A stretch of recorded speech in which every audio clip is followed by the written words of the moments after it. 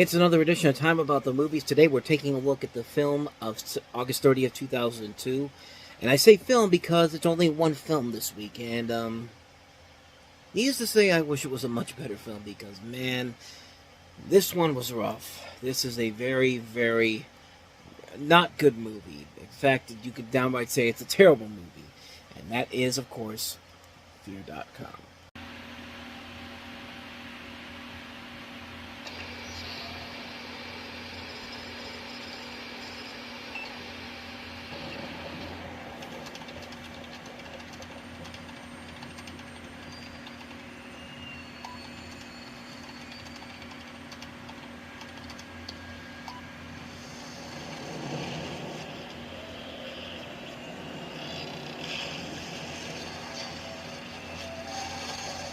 Do you like to watch?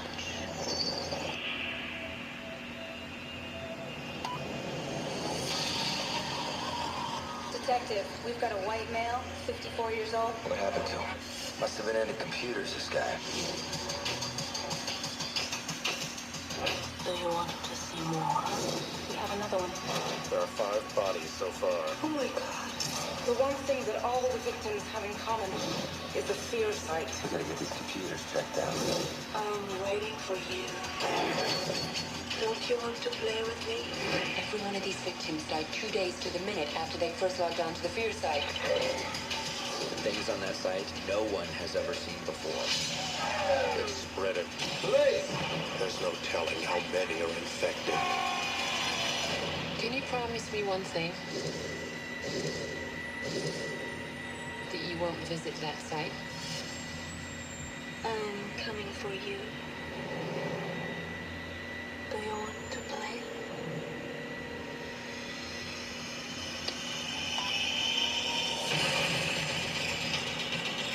To catch the killer, he must become the victim.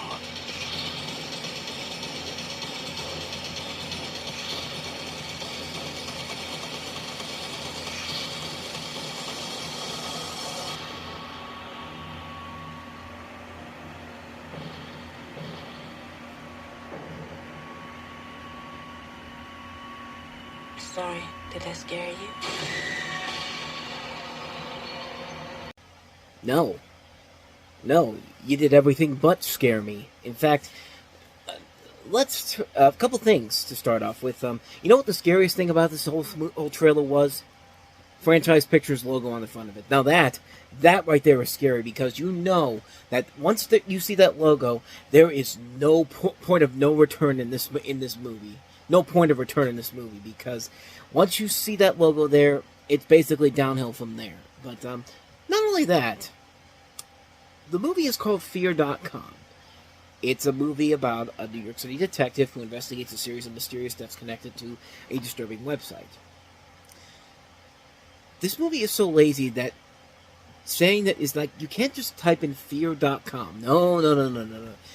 These are people that clearly know how the internet works because, you don't just type in Fear.com. No. You type in Fear.com.com.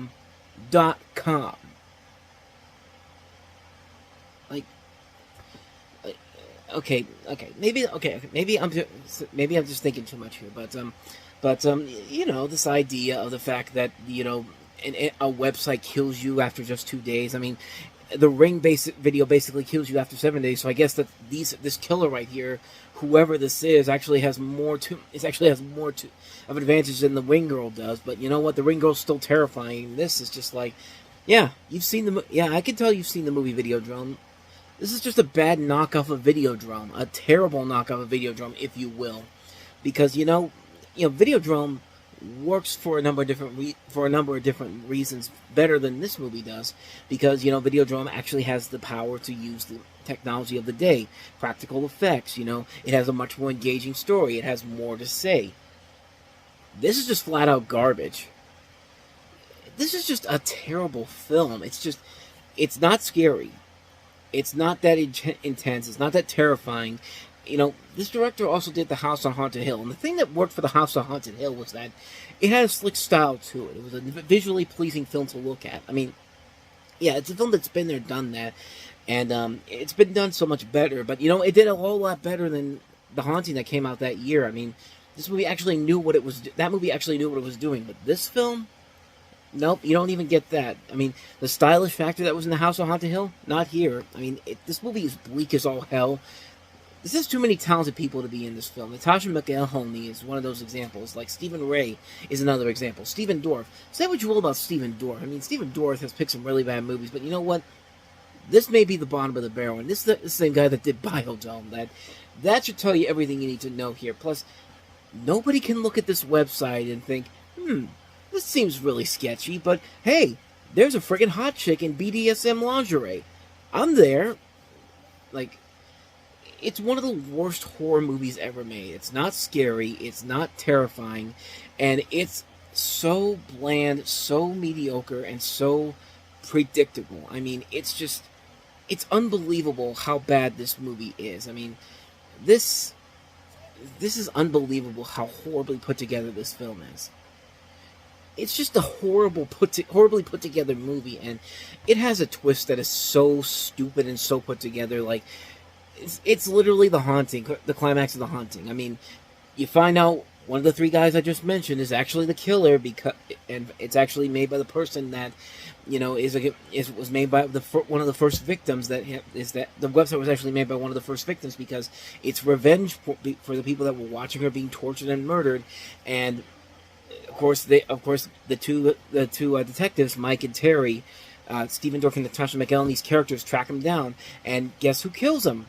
The girl, the murdered girl from the website. So, and other than that, everything is basically back to the way it is. Like, it's literally nothing at all. It's literally nothing, and it's just like The Haunting ending is pretty bad, but at least there was something going on. At least there was a purpose there for The Hauntings ending to be there. Even if it was completely stupid, it has one of the worst endings ever compared to the original film. But again, this movie just takes it to another level that's so lazy and so put together.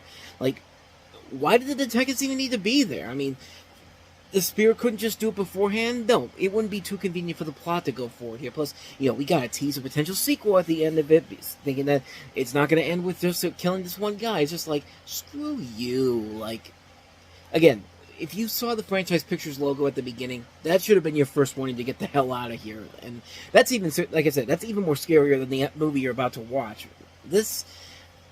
I got nothing else to say, man. This is a terrible, terrible movie, and just another example of why I think Warner Brothers had a pretty shitty year in 2002, because most of their movies were terrible films, and here's yet another example of it. And I think we actually have another one of those examples coming up next week.